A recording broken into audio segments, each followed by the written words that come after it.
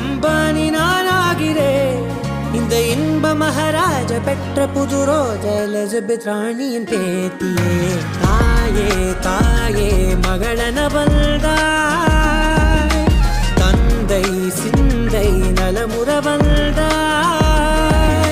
நீயே லோகம் என்று ஆனாய் பெண்ணே, என்னை ஆளும் தெய்வம் நீதான் கண்ணே. பெற்றது நானா இல்லை உன் மகனே நானம்மா. தாயே தாயே மகளன வந்தாய், தந்தை சிந்தை நலமுற வந்தாய்.